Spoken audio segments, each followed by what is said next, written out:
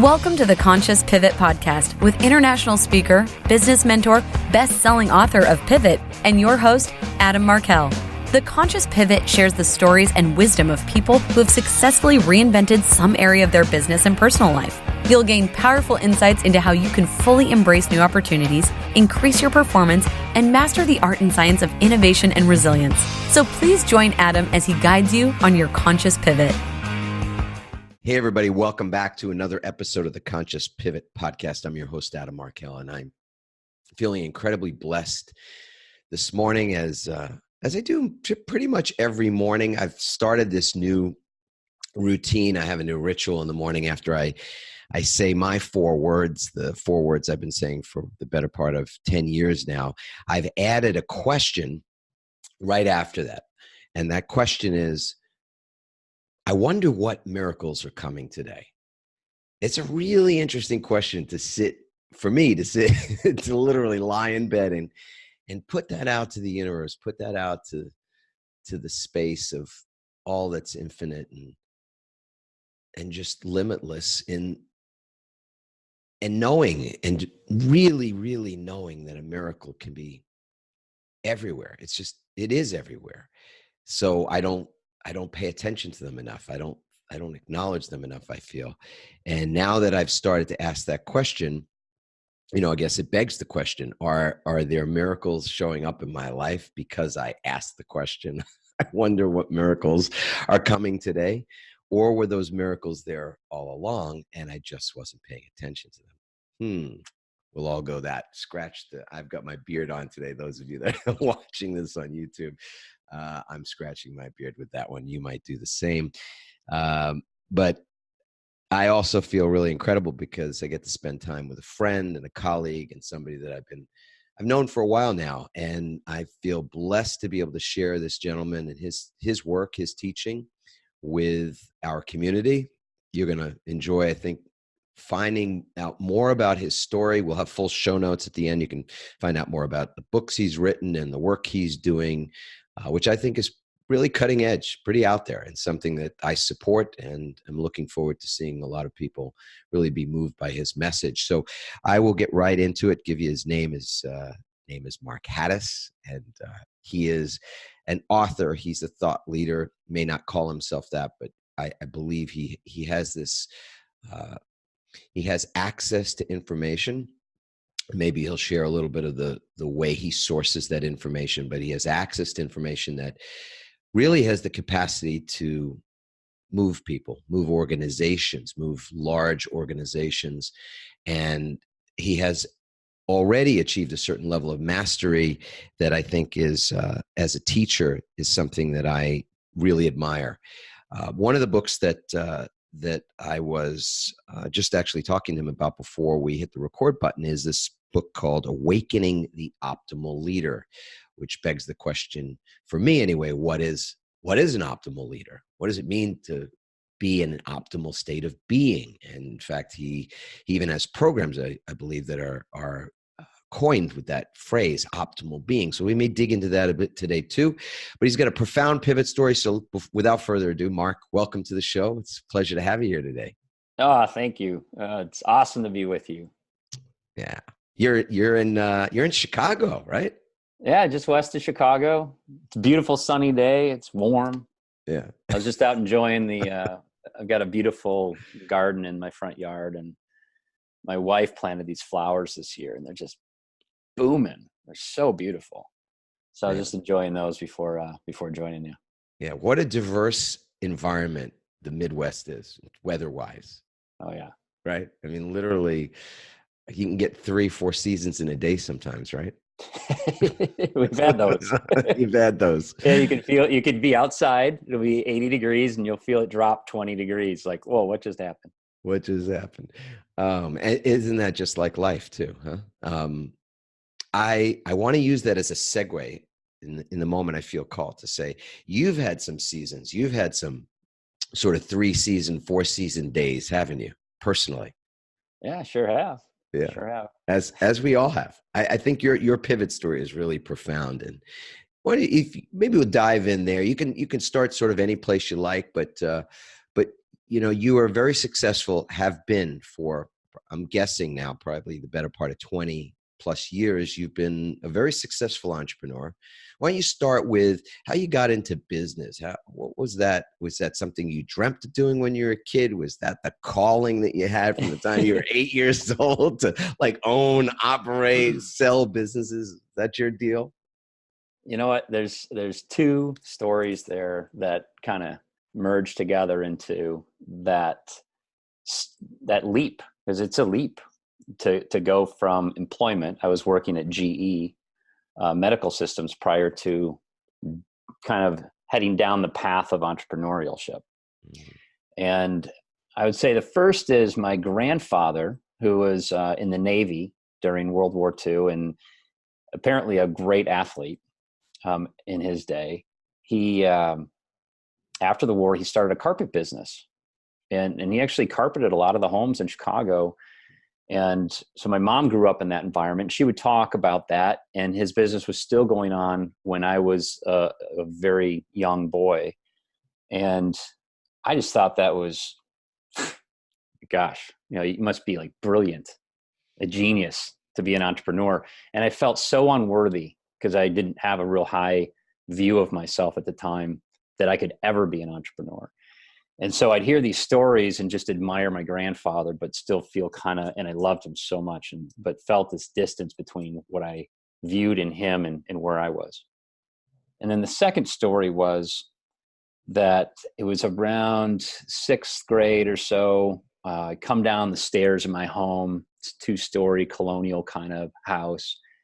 And my mother, who is a strong woman, it has her head down at the roll top desk, around the corner down the hallway. And I sense that she's crying, very rare to see. And I went up and said, "Well, Mom, what's going on?" And my dad had been out of work, and she said that she just didn't know how they were going to pay for groceries that month. And I had earned some money and stuff. I said, "Well, I've got $100 in my room. Would that help?" I think that helped her cry more. You could imagine, your kid doing that. But she's like, "You know what? That actually would really help." And she promised, I'll get it back to you, but that would actually help. So I gave her the $100, and I went back to my room and I said this prayer. I said, "God, if there's a way that I could never be in that position ever, like maybe retire before I'm 40, that would be really cool." And I think the merger of those two led to that desire. I saw that entrepreneurship, much like sales in my early career, would lead me to the wealth that I would need to not have to work. And that was my number one goal. Yeah, it's interesting, Mark. First of all, I love the story. Thank you for sharing that. You and I have known each other a while. I've never heard that story before. No, you haven't. Yeah, and that is it's a catalyst in many ways, right? The idea that that you've seen, you had an example that was sort of a model for what that kind of pain looked like. That level of whatever you want to call it, just frustration and exhaustion and even shame, I suppose. That just the idea that, yeah, I couldn't feed the family that week. And so to put those words out, was that the first time you can remember saying a prayer, putting out that sort of an intention?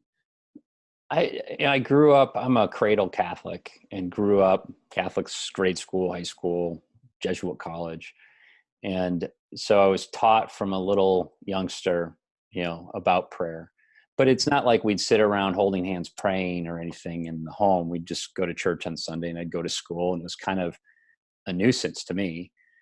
So I'd say the rote prayers, but not, I would say that I was kind of a needy prayer at the time.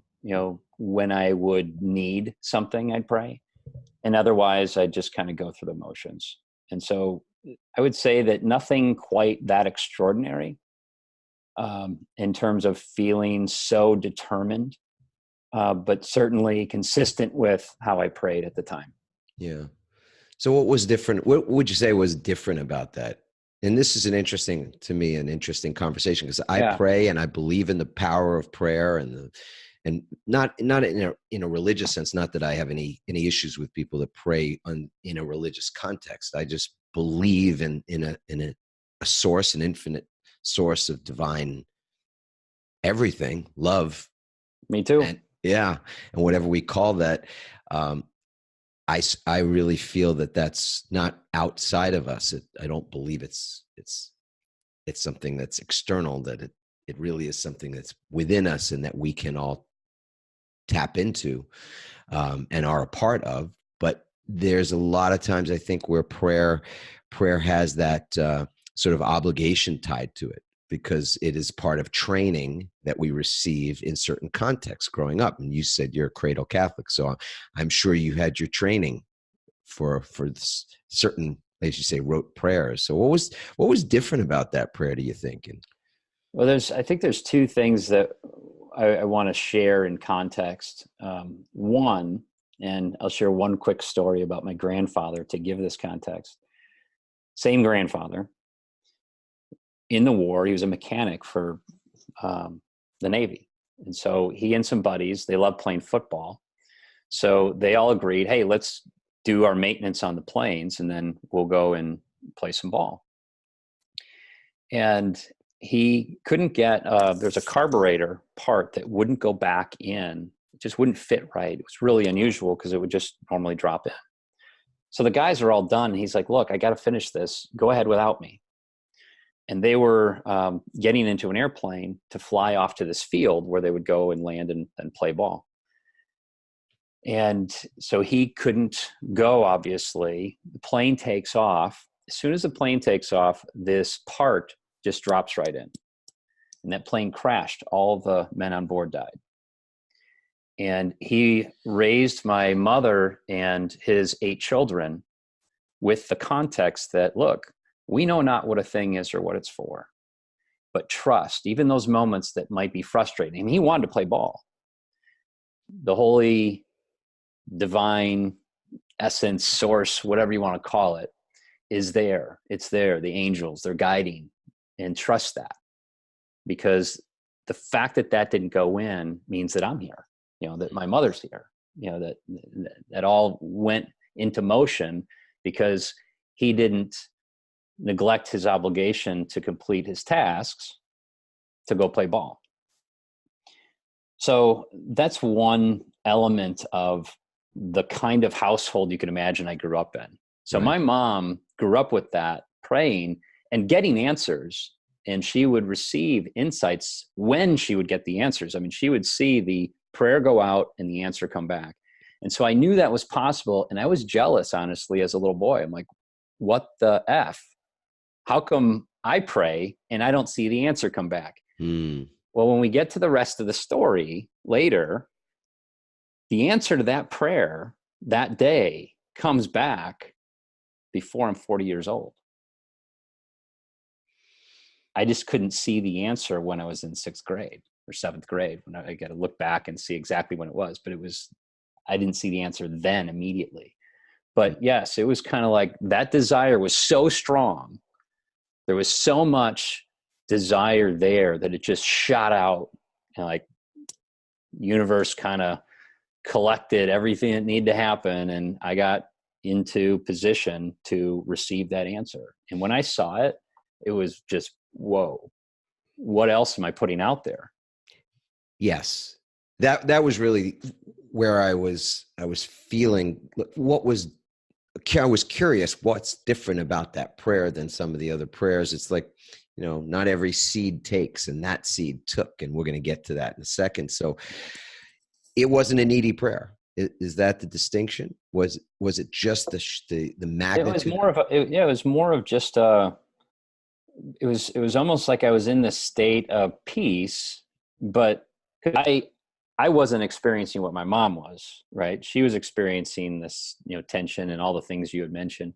And I was just like, hey, I'm glad I've got $100, and I don't want to be in that situation. Hey, if there's any way to not have that happen, to have something like to retire before I'm 40, like that'd be pretty cool. It was very relaxed. And yes, but there was a lot of, yes, I know I don't want to do that. So it was a big contrast, right? Yes. Didn't mean it was all healthy along the way. Hey, let's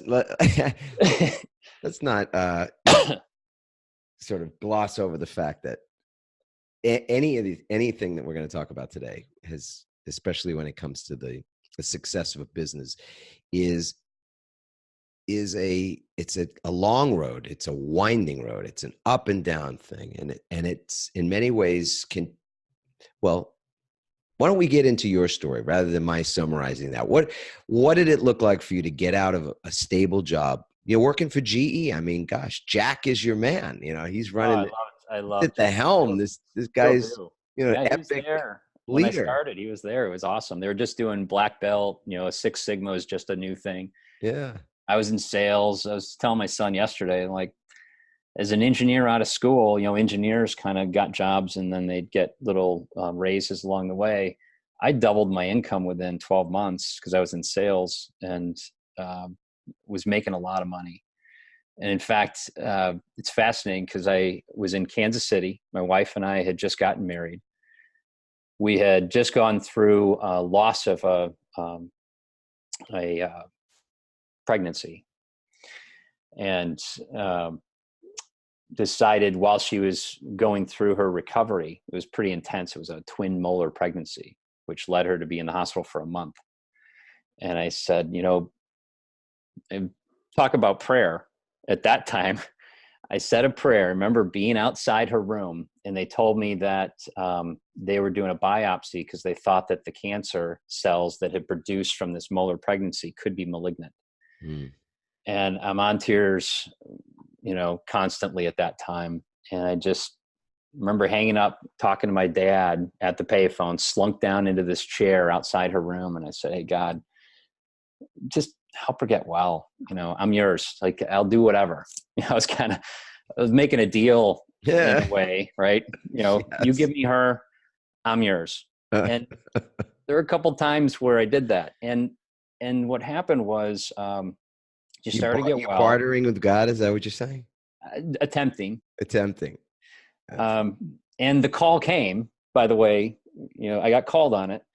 I'll share that in a moment. But I remember telling her, I'm like, look, when you're out of here, let's go and build a house. I remember I was making all this money because I was 26 years old. So we built a semi-custom house, in our mid-20s. And then I get the phone call. And it's a phone call from my cousin. And he says, hey, I hear that, I know you're great at sales. We've got this little company out here in Naperville, Illinois. And we're like 6-7 guys and gals. And we'd like to grow it. Would you consider leaving GE? And I just lit up like, you're kidding me. Because I wanted to be wanted. Every new salesperson, like one of the reasons I got into it, I didn't accept myself very well. So I wanted acceptance and validation from the sales I got, and I got it. And here my cousin sees that I'm good and wants me to help him grow a business. That was like a pretty cool moment. And yet we had just built this house. Liz was now pregnant again because it was a year after the whole loss thing. And I knew that she wanted to stay in Kansas City.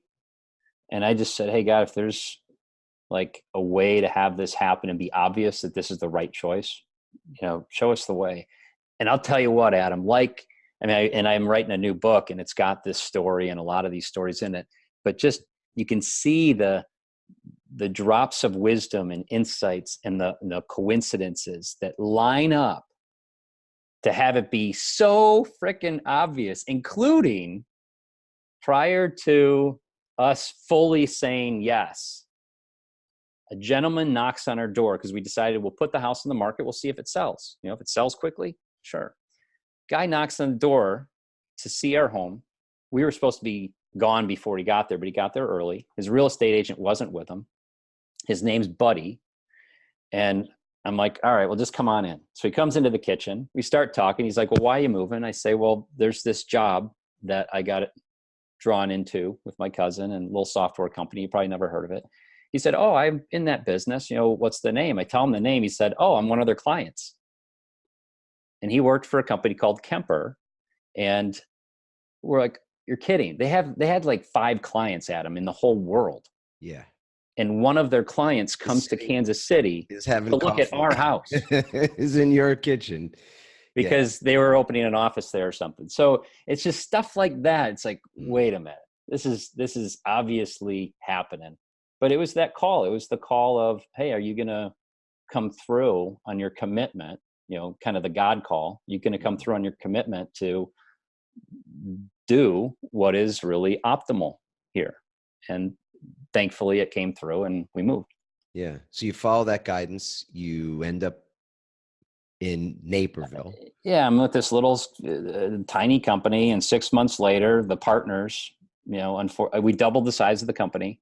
So they're now making a lot more money. They're not sure how to manage it. They're not really business people. They're all techies. And about 6 months in, my cousin contacts me and says, "Hey, just so you know, I'm leaving." I'm like, "What? I just moved from Kansas City. It's been 6 months." And he said, it's just not working out. He and the partners, he thought I would come in and kind of save it. Yeah. And it didn't work out. And so they had promised me equity. So at least I had that. And then they told me after they found out he was leaving, they said, "Well, just so you know, we're not giving you the equity." And I'm like, "Well, F you. It's why I'm here." Yeah.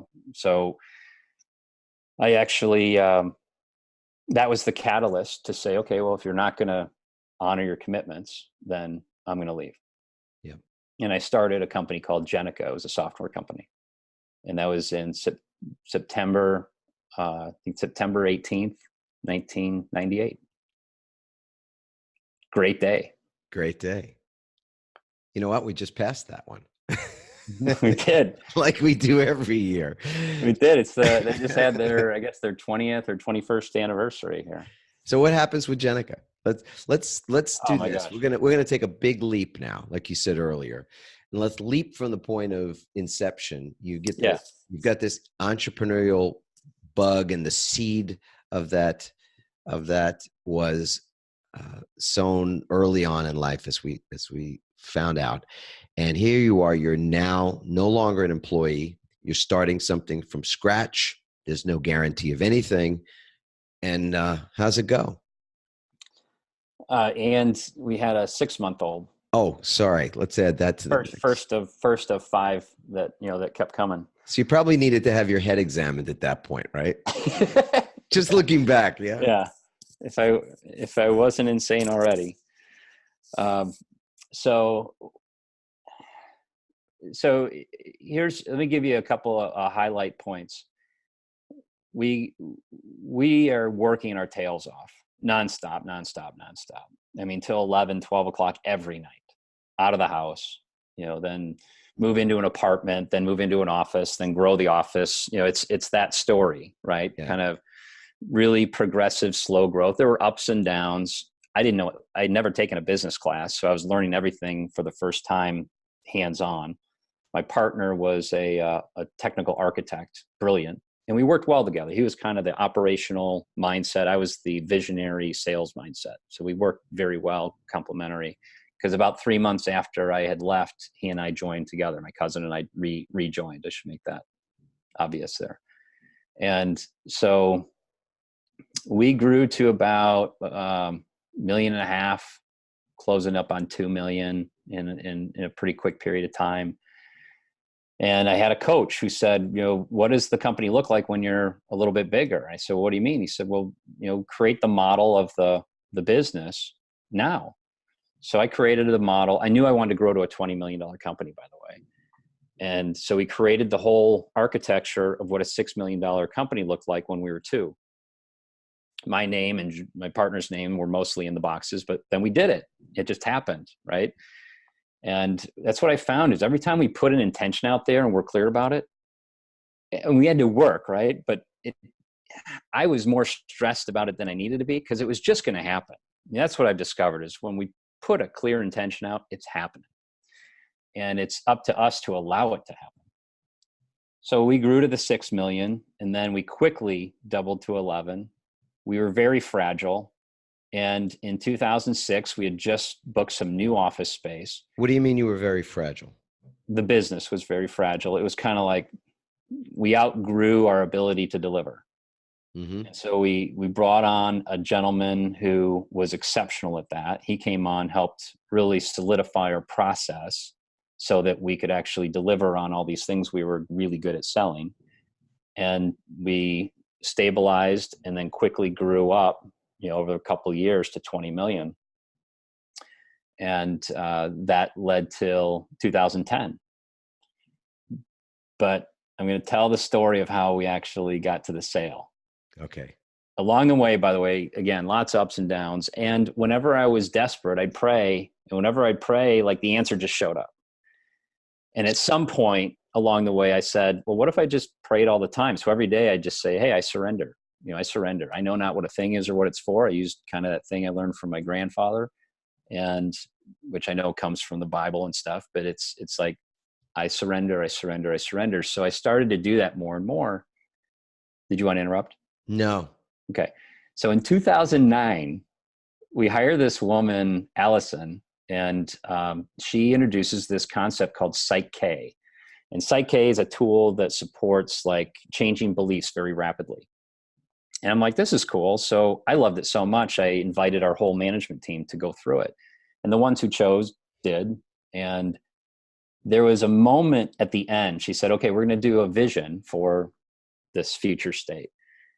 And I was really clear, and I publicly stated, I said, I want to sell the company within a certain period of time. I think it was 18 months or something, for a certain amount of money.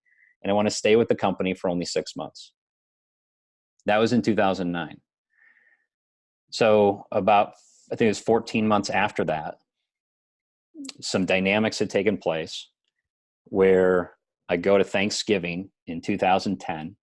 My wife, kids, and I were at a condo that we won at an auction. And I didn't have the cell phone on at all. And I hear this voice inside my head, and it says, offer to buy Joel out. Now, there was some tension building at the company, like, where are we going? What's happening? We're right at 20 million. Our profitability had gotten cut in half from like 15, 18% down to like 10. And I'm like, why are we working harder for less money? This doesn't make sense. So that was the message. It was very clear. It's like, offer to buy him out. And so I went back, offered to buy him out. And he says that he doesn't want to sell. And he's concerned that if I bought him, that the way I was thinking we'd lead the company wouldn't really lead to success. And so he says, how about if I buy you out? And before the words left his lips, I was like, yes. But I said, well, let me talk to my wife and get back to you. What would it look like? He lays it out. It was the exact amount of money that I'd said back in 2009. He asked me to stay 6 months, which is the exact amount of time. And it was within the time period. And it goes to show, it's like I got everything that I had asked for, which brings up another story later. And I was 38 years old. So go back to the 6th grade and the prayer. Hey, be nice to kind of retire before I'm 40. Exactly. And here I'm 38 years old and I'm being handed lots of money. Most of it was paid out over time, but there was a big chunk up front too. And within a week, we had all the paperwork done, signed, and about half a week later, we told the company. So, and it was just like, wow. It was incredible. There's so many stories of the struggle involved in that kind of a thing. And this was, you used the word allowing earlier. So there's, tie this in. How much is this you just getting out of the way? Did it feel like that at the time? Is that what you look back and go, man, I just, as you said, surrendered? So glad you asked that, because it was October, a month before, or a month and a half before the Thanksgiving moment. And I had been working on a project with a local politician to bring a huge global initiative to Chicago. And we actually did a proposal that ended up on the doorstep of Obama through David Axelrod, his kind of right-hand guy at the time. And Axelrod called us back at that moment in October of 2010, because I had been spending a lot of time on that, thinking I didn't really care about software as much anymore. I wanted to move on. I really had this idea that we could shape the future in a unique way, and these vicious cycles that we keep going through again and again. And I thought, well, this will be the catalyst, because then if countries ever get to a place where they're not talking, we can start to seed some of the communication channels globally by doing this initiative. So Axelrod comes back and says, Obama loves it. And we'll do it anywhere but Chicago, which is where we all are. Right. Like, well, come on. Like, we want to do it in Chicago. Any place but here. So all of our interest is like, well, I'm not interested. What am I going to do? In Seattle or something? I don't know anything about the other areas. So I was actually in tears in the parking garage very soon after that, because I felt empty. I felt so apathetic. And I sat in my car in tears, and I said, God, look, I'm not moving until you talk to me and tell me what to do. I'm done. I said, I don't want to build this company anymore. The thing in Chicago that we were building, that seems to be gone. Like, kind of, what is it? Show me. And I sat there for many, many minutes, many tens of minutes, and finally calmed down and breathed, and I got to a calm state, and this idea came up in my head. And I'm like, okay. And I went and did it. Right up to the office, did it. Said, okay, what now? And I just waited. I was like, I don't know what I was saying F you to, but it felt like that. I'm like, I'm done. I'll stay, I'll hang out, I'll do stuff, but I'm just going to wait. And so it just kept coming and coming and coming and coming.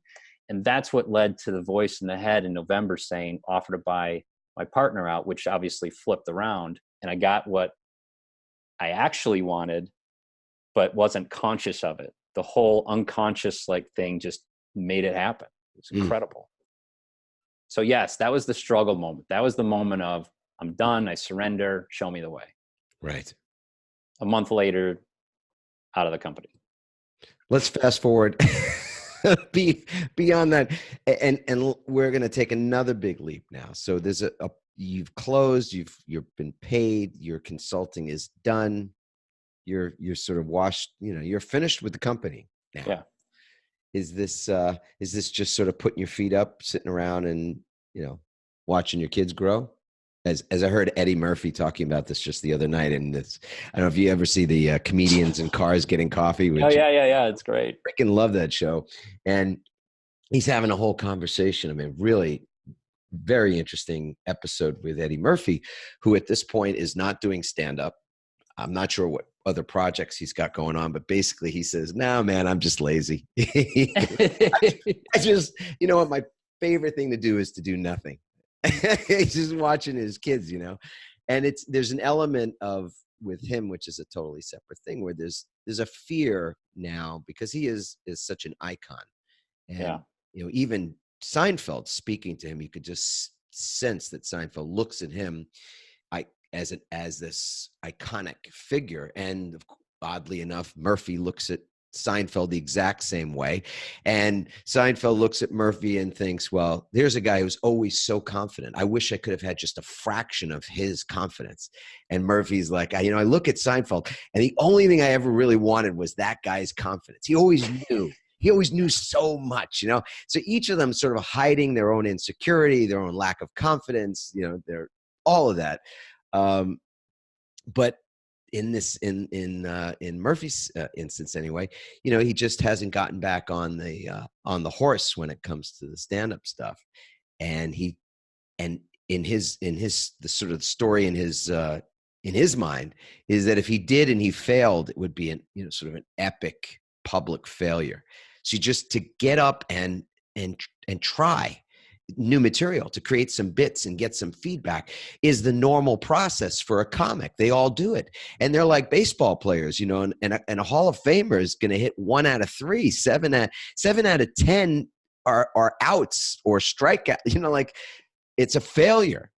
And it's the same with a comic. They got to get out there and try stuff and get feedback and fail to be able to find out what works. And he's just not prepared to pay that price. So he's sitting home just watching his kids grow up. So Mark, were you there? What were you up to 6 months later? You got your all right, so I'm going to answer that, but please forgive me for interrupting in the middle of the podcast here.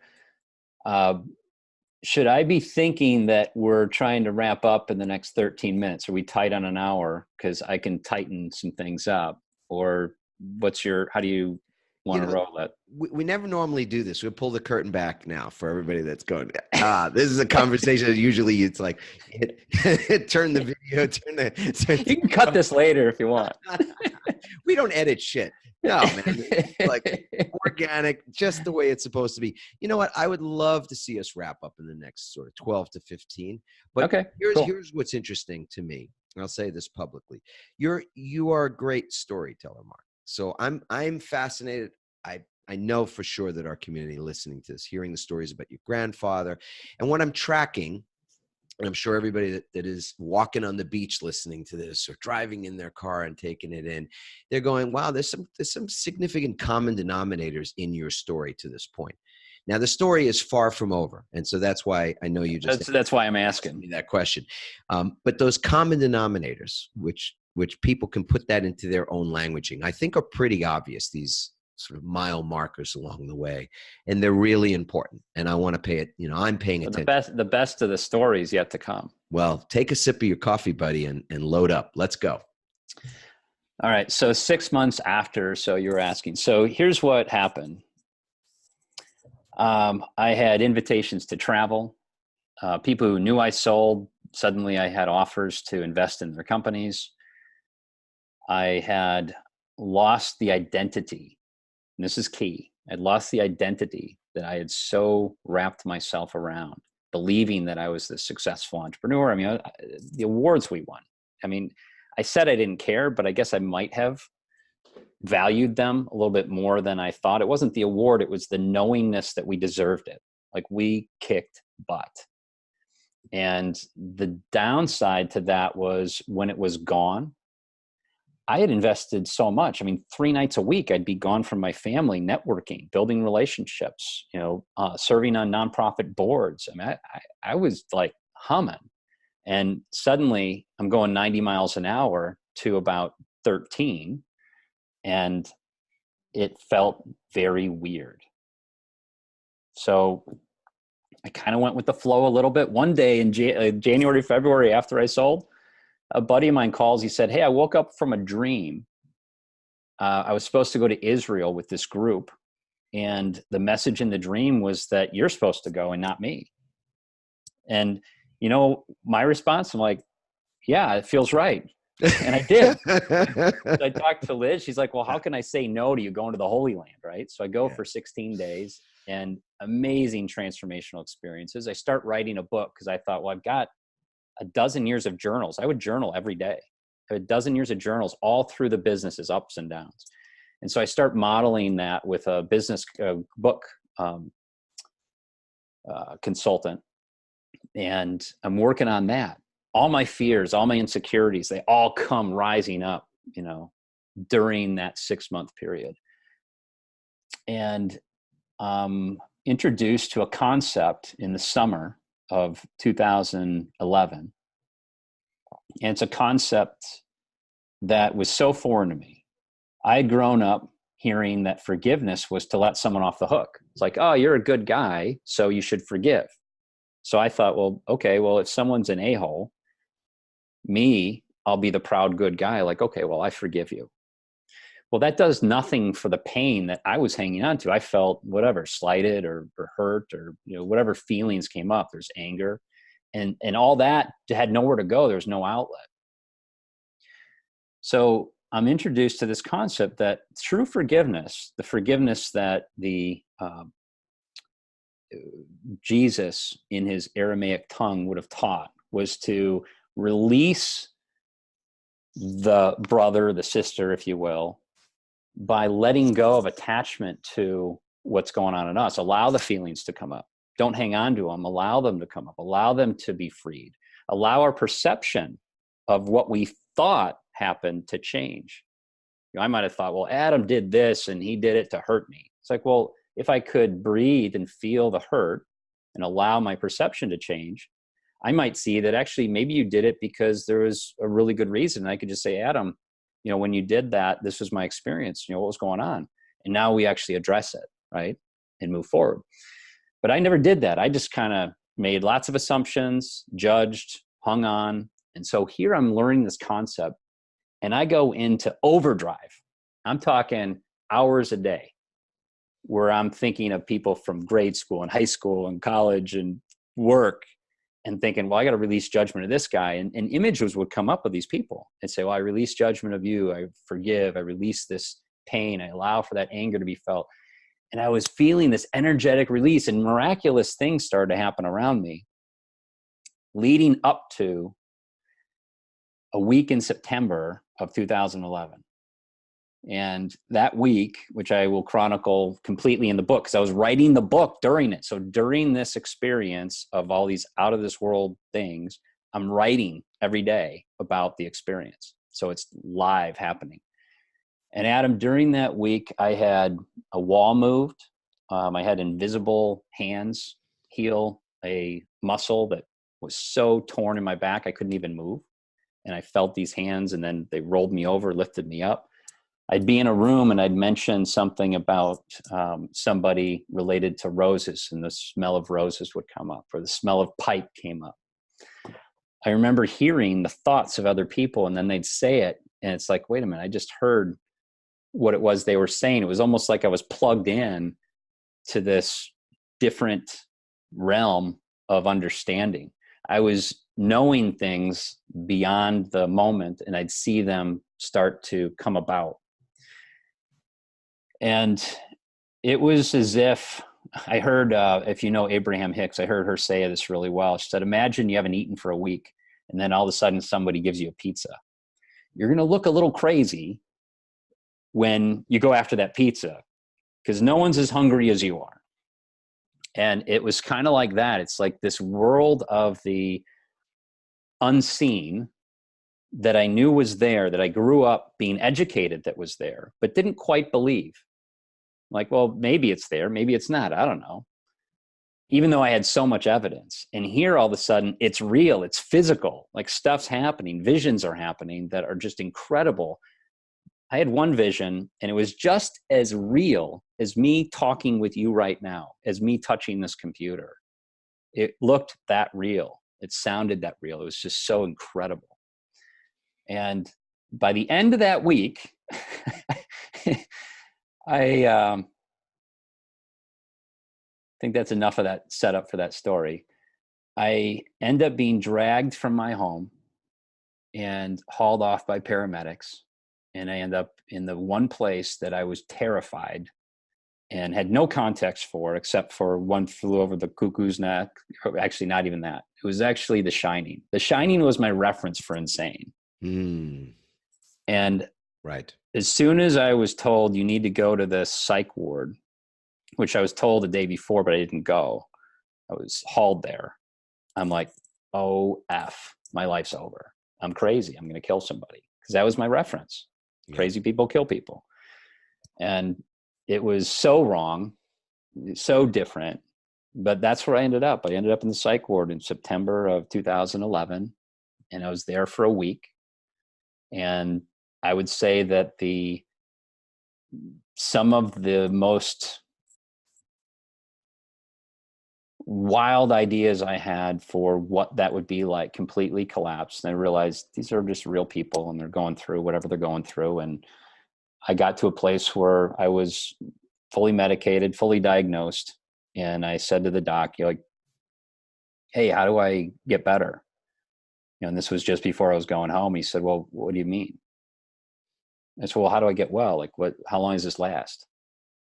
And he said, Mark, this isn't something that goes away. And I'm like, well, so what do we do? He said, well, let me first tell you that the most we know about the brain we learned in the 90s is what he tells me. And he said, even that's not that much. And there's no cure for what you have.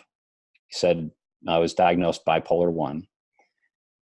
And he said, we'll manage the medications. And if the one you're on doesn't work, we'll adjust it and we'll just keep getting to a place until it's stable.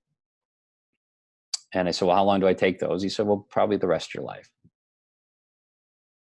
And it just landed like a lead balloon, right? And inside, I'm like, no, it's not happening. So I went home, and from that day forward, I was looking for solutions. But I really accelerated it a month after I got out, and I'll pause for you to interrupt, and did a TEDx talk, which I had prepared for, Adam.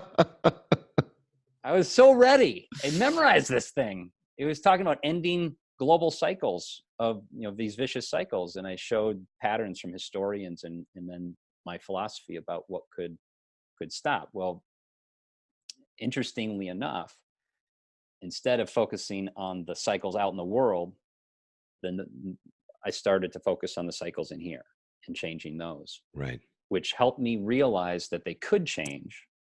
And that took a little while. But I had an out-of-body experience on that stage where my body was here. My consciousness, after I started, shifted over here. And I could see my body moving and talking, but I couldn't hear anything. And I had a vision of this during my mania experience, by the way. I saw 1111, saw the stop sign, and this out-of-body experience, like me up in the stands. And it happened. Now, it's literally happening. I said, how's this possible? Then boom, I was back in my body. And I didn't know where I was in the talk, except for the slide that was up. So I had some context, but it was so foreign to me. I stumbled through that talk and the memorized talk, which today I'd handle differently. I just tried to get through. And shortly after, I was praying again, because I felt thoroughly embarrassed. And I said, God, if there's a way to heal this, show me the way. And Adam, there's a great story that goes much beyond today's podcast, honestly, about how I was led step by step by step to full health and restoration. And it included medical doctors, psychiatrists, and spiritual healing, mental healing. There was a lot there. It took everything, healing the gut, getting the nutrients to the brain. But a big part of it, the biggest part, I would say, was to go to the core source. And that's what we teach in the Optimal Being program that you mentioned in the beginning. Like, we teach how to really get to a place where any division within us that keeps us from the truth of who we are starts to collapse, and we become fully unified again. And when we are, we're so connected that, that confidence you were talking about, that the comedians were desiring, I desired it too, and I have it. I mean, I'm like a very confident individual, very grounded, and I'm bringing some of the tools that helped me get there to others so that they can also live their optimal life. That's what I'm doing. Yes. With humility, because as I said, people that are watching this, maybe some of them may know you, may have watched videos or seen you in places, and folks that have even hired you to come and speak to their organizations, and those that will no doubt do that. But I know you well at this point, and you're just a humble person. And by that, I mean, your confidence isn't something that intrudes on mine. It doesn't intrude into my space or anyone else's space, as far as I can tell. And I haven't said that about, I've never said those words about anybody before in that particular way. So I really appreciate that about you, Mark. I genuinely appreciate that about you as a leader in the world, because if our leaders were exuding those qualities, it doesn't mean you don't have strong opinions. It doesn't mean that you can't make tough decisions, or that you're trying to create uniform agreement, consensus even, because I don't believe in those things. I just don't. And I don't see you as somebody that would be no, it means standing in yourself without waver. It's knowing yourself. And there's a famous quote, I can't remember who said it, but it's essentially, there's no way you can know what to do until you know who you are. And when we look at business, what's really interesting is business leaders have a whole collection of human beings that come in, and they're all dealing with their stuff. And there's this question of, well, how do we get people aligned? How do we encourage people to come in and have, some commonality with our value set and align with our vision and help that? And one of the first things that I realized in the summer of 2012, after I started really seeing the path that I was going to get well, because it took about 3 years, honestly, 3 hospitalizations, a suicide attempt, there was a bunch of stuff in there. So it wasn't like a switch. But I realized that one of the reasons why it wasn't quicker is because I didn't have as clear of an access point. So anyone who can fog a mirror is on some kind of continuum of health. On the one side, they're in that ideal flow state. They're just humming and happening. They're joyful. All areas of their life are just like rocking, and they're connected. On the other side, we'll call that what we've labeled as a mental illness, which is so disconnected and trying desperately to reconnect. Yes. And isolated. Or get out. Yeah. I mean, and this is coming up in the news a lot because we see that dysfunction is showing up and I don't even like the word dysfunction as it came out of my mouth, because it has this air of judgment, just like the mental health has this air of judgment. We've got a huge problem with suicide among young people and older people. It's interesting. It's scary that in the studies more recently, the demographics of group that showed the highest increase in the incidence of suicide were women in their 50s and 60s. You go, what are you kidding me? But it is a problem for sure that begs our attention. And part of, I think, what is the beginning of a solution is in how we look at it, in our perception of what it is, and the judgments that we have about it, and the fear, which I think those judgments are all based in fear anyway, that keep us from a greater understanding of what mental health really means, and the fact that you wouldn't tolerate a diagnosis from a professional that said, "Hey, buddy, you're not going to get better. You're just going to manage through medication for the rest of your life, a condition that'll stay the same." And that's just was BS, and you called BS on it. And as you said, not an easy road, but 3 years later, we're in a very, very different place. So, we may continue this conversation at a different time, but for now, we'll kind of, I want you to, if you could, you've got this new book that's coming out, but there's a book that people can find as well, which is Awakening the Optimal Leader. And I think it's a book of visionary fiction. Oh, you got it right there, Mark. Beautiful. Yeah. I don't know if people can see it, but hey, get it on Amazon. It'll be in the show notes as well. And again, you said it a little bit earlier, but this idea of visionary fiction is helping organizations create a narrative, even through a project like a book for the company, to bring folks together, to align a vision and have those values really be a tangible thing that that everybody within the organization can lean on, rely on, count on. Is that an accurate summation of that? It is, but without the context of another quick story, with your permission, humbly. Do it. No, do it. We're going to run a little overtime. Folks, listen, just go grab yourself a cup of something, come back, push pause, come back and listen. It just keeps getting better and better. Go ahead, Mark. I wanted to share a story, 2015. Okay. So I'm well now. My doctor has said, "Mark, you don't need to take the medication anymore. You're good." And it took me a little while to accept that. But 2015, my 9-year-old boy, he's now 13, almost 14.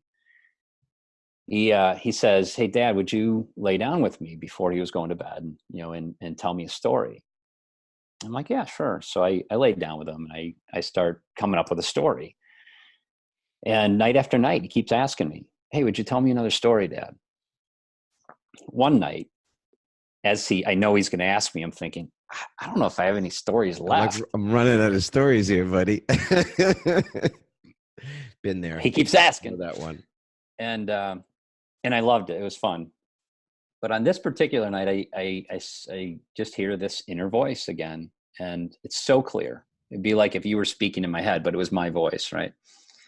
And the voice says, don't tell him a story, allow a story to come.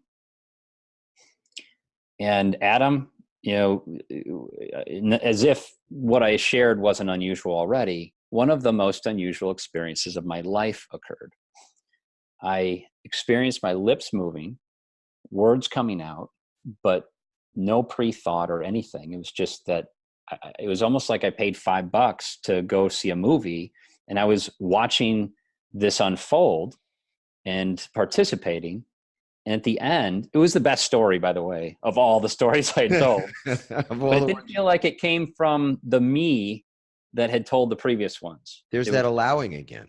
Yes. Yeah. And it's one of the things, by the way, that not that people would experience this, but as someone does the optimal being kind of work that we teach, gifts that are innate within them, almost like an apple seed contains within it the knowingness of how to produce an apple.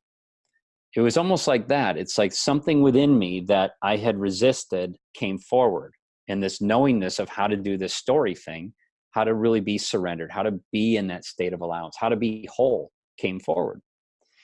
So I say, Henry, what do you think of that at the end?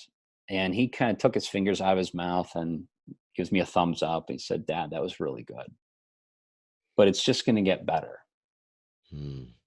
I know you're just getting started. Or I know you're just learning. I think it was. I know you're just learning. Which from a 9-year-old, it's like, oh my gosh. When was this? This was 2015, the fall of 2015. So night after night, sometimes with some gaps, this same thing happens. And I was taught how to get into this mode of allowing for story. Fast forward of doing this in my coaching, doing this with speaking, doing this in different environments, because I keep just surrendering. And one day... You did this. Well, finish that and then I'll come back to this. Okay. Yeah. One day I'm at this desk right here, and it's like I grab a pen, I grab a little note card like this, and I write down, I think it was 14 numbers.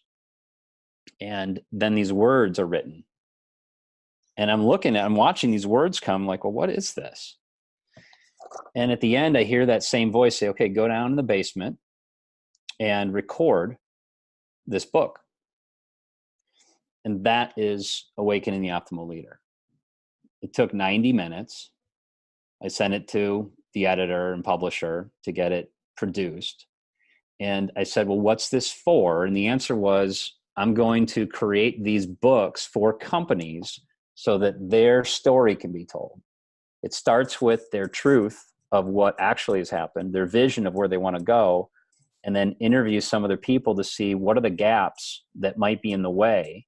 So we get a roadmap, and then I create a story that's kind of like a hero's journey for the company, which allows for their story to be handed to new employees or partners or current employees. And they can say, look, this is where we're going. This is what we're building. If you want to join us and help us build this, then you got a job here.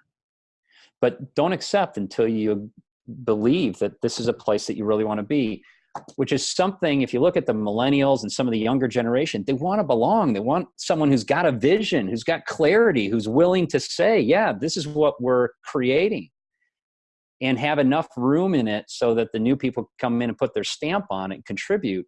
But it's something that, yeah, I believe in that. I want to do that. So that's the intention. This was a model to show people like, hey, well, would you like your company to go through this?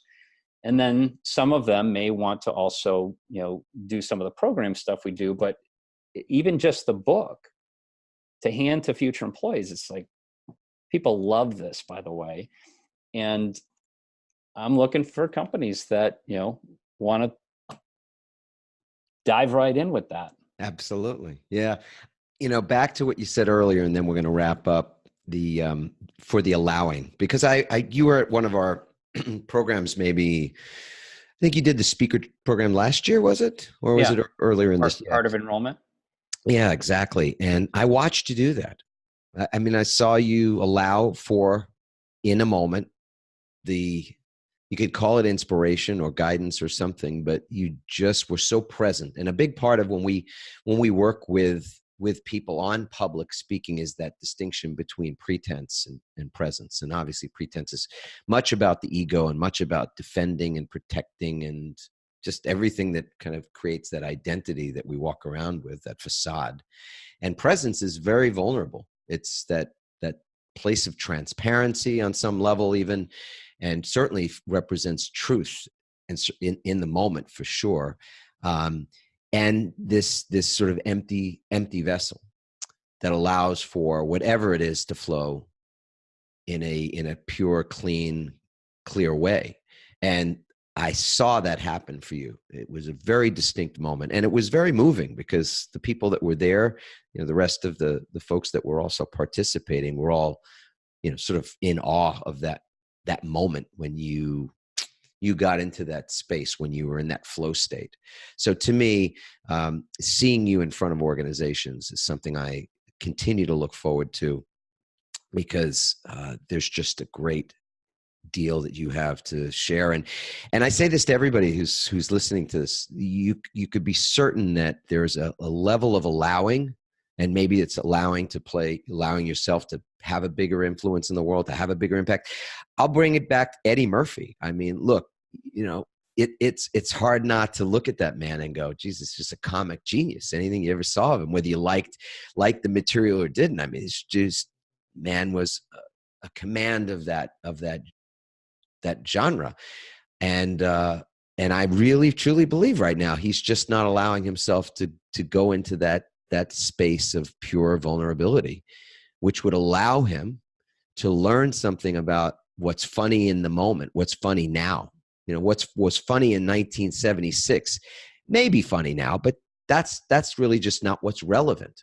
Mm-hmm. But there's a relevance, and he has great relevance today once he's prepared to step into that place where he can suck, where he can dare to suck again.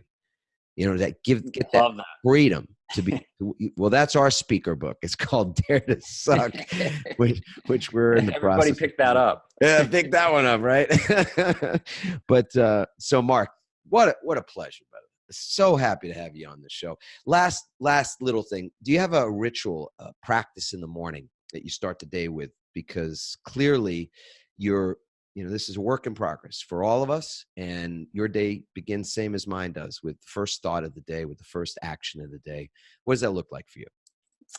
Do the same thing pretty much every day. And it's interesting because I knew you were going to ask that. It's like, do I share this with people? There you go. So I stay in bed actually for quite a bit longer. Some people say, well, hey, count to 5 and put your feet on the floor and get up. And it's like, that doesn't work for me. I think I'd get dizzy and fall down. I actually wake up and I first thing take some nice breaths in bed, laying down, just eyes closed. I'm just breathing and really consciously moving the breath, right? And that's part of my wake up. And then I am very often awoken with some kind of thing that's needed to be addressed in that clear, calm, meditative state. And it gets resolved, and I'll see it usually come out later in the day. It's like, oh, wow, that was cool. I live my life kind of in awe. Like you said before, it's like, really? That was cool. So that's what I do. I breathe. And in that breath, just get into that meditative state, allow for what needs to come up. And before I get up, I often will say, is there anything else to be aware of? And sometimes it's nope. And I just get up and go. And sometimes it's yeah. And there's a message that I receive that allows for me to, again, tap into something that maybe I've been resisting. There may have been project that wasn't flowing, that's like, oh, you realize that it's been 3 weeks since you talked to blah, blah, blah, blah. And like, oh, that's interesting. What's going on there? Well, you're nervous because, or I'm nervous because XYZ. And then it gives me the awareness, the conscious awareness to actually start to move through that. So that's how I start every day. And I'll be honest, sometimes that's a 5-minute process. And I've done that for 3 hours. Yes. Sometimes I'll get out of the bed or sit up or get to a chair or something like that. But before I ever step out of my room, number one priority I realized is be whole. And if there's anything keeping me from being whole, I don't leave the room until I am. And then I move forward with the day. Yeah. Start with your right foot. Get out, as my grandmother would say, get out on the right foot. And yeah, that's it. Yeah.